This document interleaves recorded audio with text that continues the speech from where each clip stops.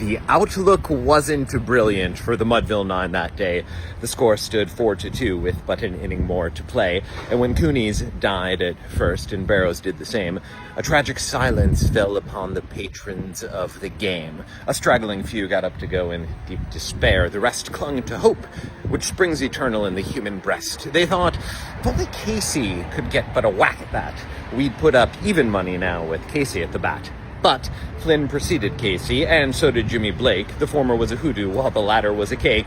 So upon stricken multitude, grim melancholy sat, for there seemed but little chance of Casey getting to the bat. But Flynn let drive a single to the wonderment of all, and Blake, the much despised, tore the cover off the ball.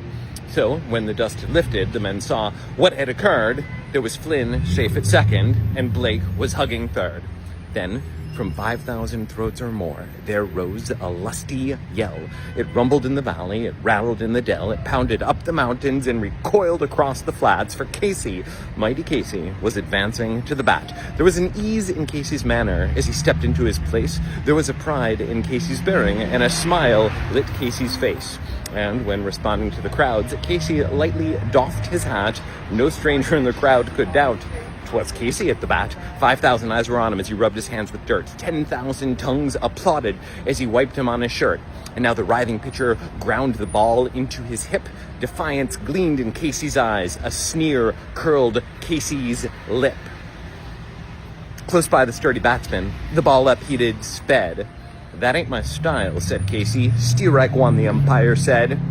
From the bleachers, black with people, there went up a muffled roar like the pounding of waves on a stern and distant shore. "Kill him, kill the umpire," someone shouted in the stands, and it's likely they'd have killed him had not Casey raised his hand with a smile of great Christian charity. Mighty Casey's visage shone.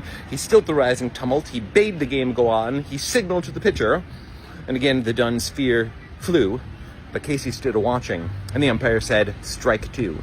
"Fraud," cried the maddened thousands, and the echo answered, "Fraud." But one scornful look from Casey, and the audience was awed. They saw his face grow cold and stern. They saw his muscles strain, and they knew that Casey would not let the ball go by again. The smile has fled from Casey's lips. His teeth are clenched in hate. He pounds with cruel violence, his bat upon the plate. And now the pitcher holds the ball, and now he lets it go, and now the air is shattered by the force of Casey's blow. Oh, somewhere in this favored land, the stars are shining bright, and somewhere men are laughing, and somewhere hearts are light. The band is playing somewhere, and somewhere children shout, but there is no joy in Mudville. Mighty Casey has struck out.